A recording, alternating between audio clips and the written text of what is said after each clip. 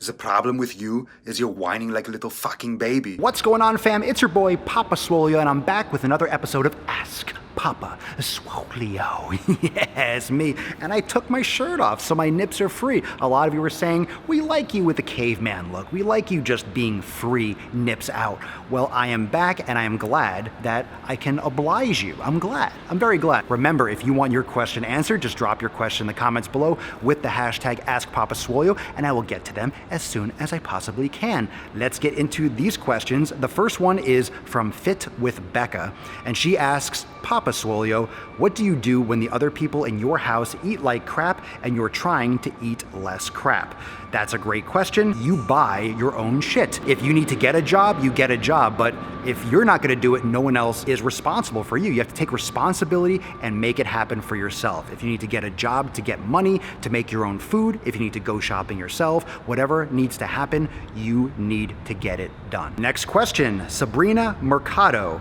Papa Swolio, cardio or weight training first? Why? Does it matter? I am doing cardio as a warm-up instead of doing an entire session dedicated strictly to cardio. Love you and all that you do and all that you stand for. Thank you, Sabrina. I appreciate it. Doesn't fucking matter. Don't worry about those kinds of details. I would recommend personally, if I was gonna do cardio, I would do it after because I want all my energy and the majority of my energy to be ready for the weight training.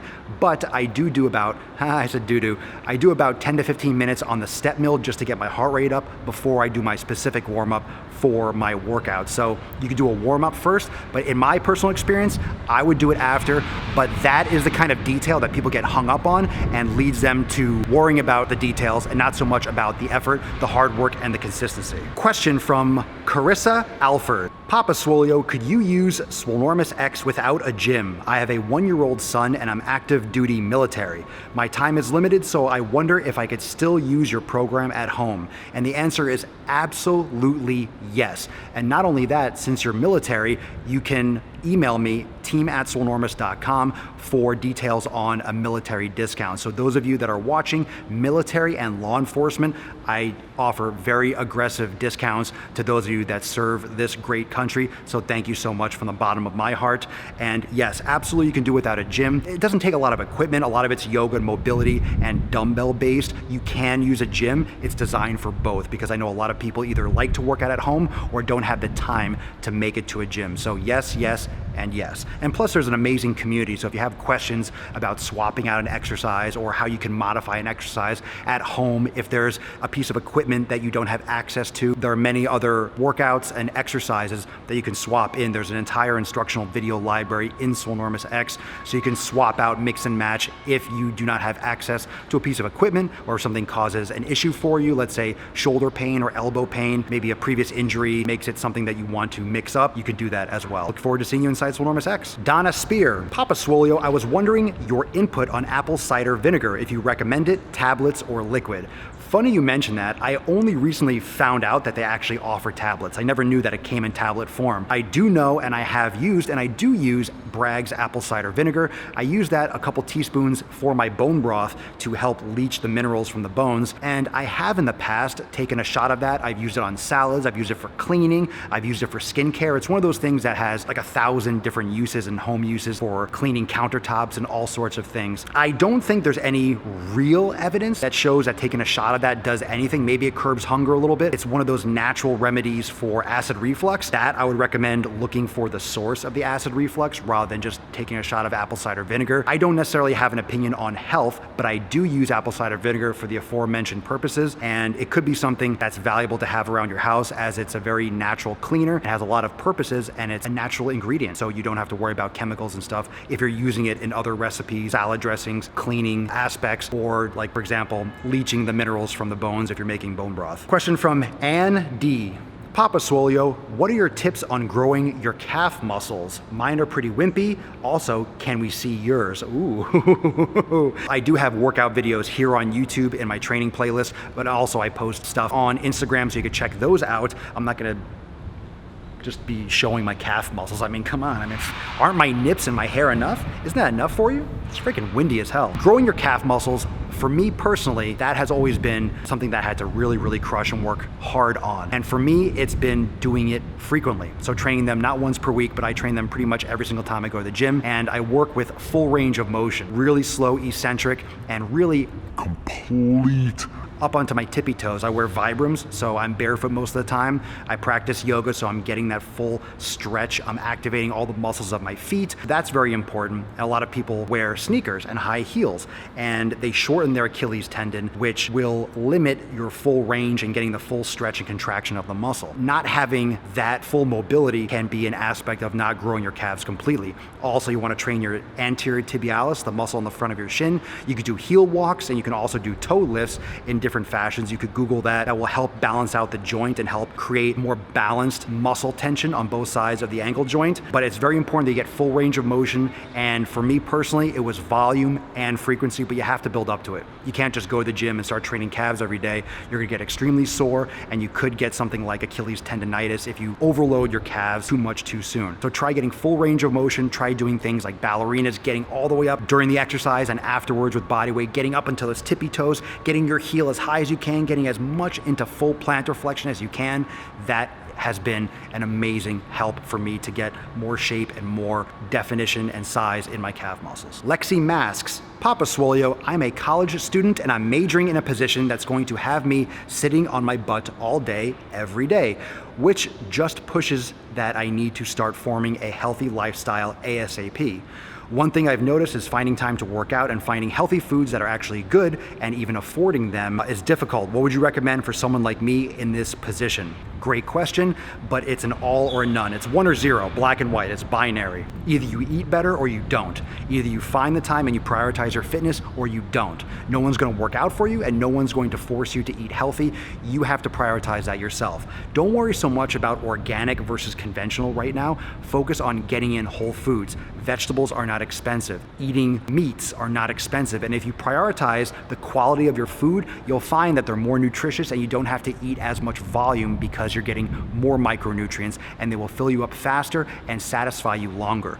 This also might be something that you might be interested in terms of intermittent fasting. You won't eat quite as much during the day. You won't have to necessarily create as much food volume, and consuming more dense foods with higher amounts of fiber, for example, will fill you up more and might offset the cost of eating. It depends on if you're trying to lose weight or build muscle, but if you're just trying to be active, you can find time for yoga, you can find time for mobility, you don't have to pay for a gym membership, you can do bodyweight exercises.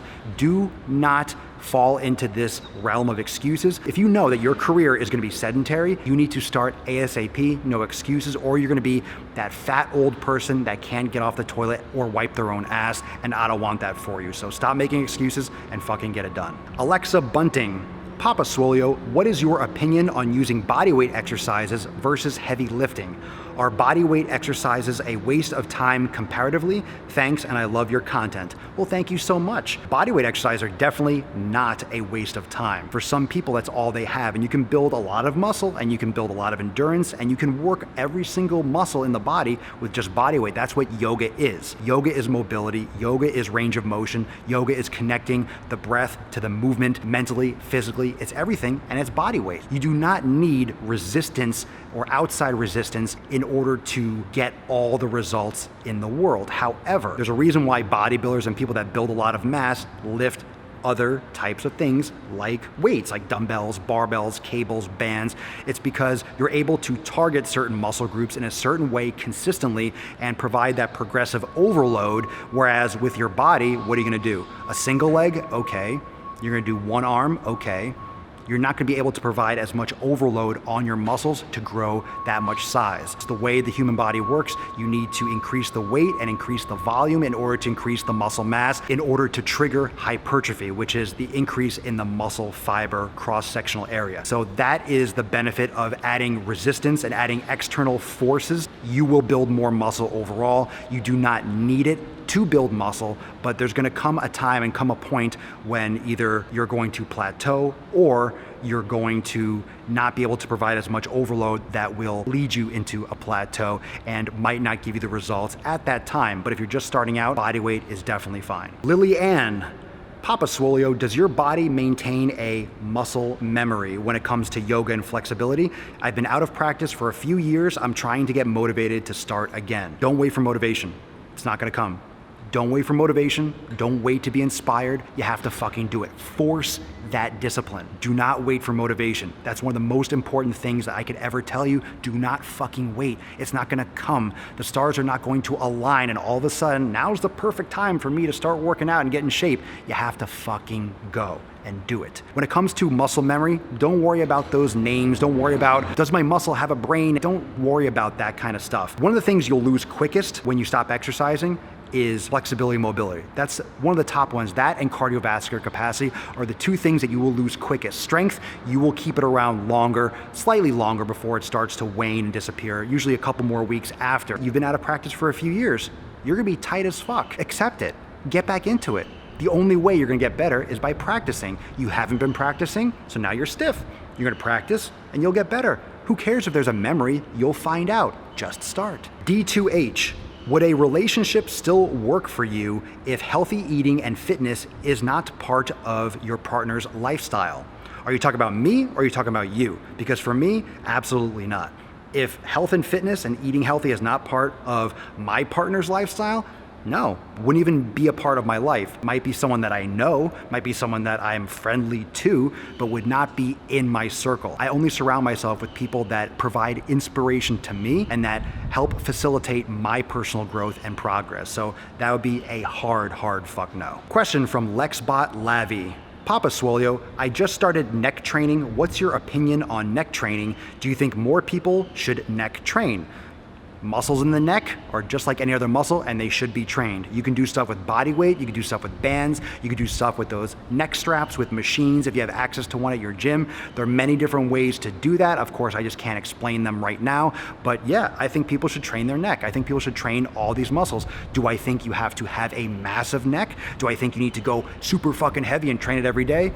No, everyone's gonna be different, but I do think you should expose your body to those types of external forces and those types of training mechanisms. Just gotta do so safely and very carefully and make sure that your resources for where you're watching this content are very solid, because if you do something wrong, obviously there's a much higher risk of fucking something up if you are stressing out your neck area. Hopefully you don't break a vertebrae or you're gonna be really stiff and have trouble moving. It's different than other body parts, a very sensitive area, so don't mess around, but I definitely think that people can slowly and incrementally increase overload with neck training and build up those muscles just like any other. Well, thank you so much, fam, for joining me for this episode of Ask Papa Swolio. Remember, if you want your question featured here on the show, just drop your question in the comments down below with the hashtag AskPapaSwolio, and I will get to them as soon as I possibly can. I hope you're enjoying the nips, the hair, the nice, wonderful environment, the breeze. I feel that nice, gentle breeze across my taint. It's a beautiful thing, beautiful day.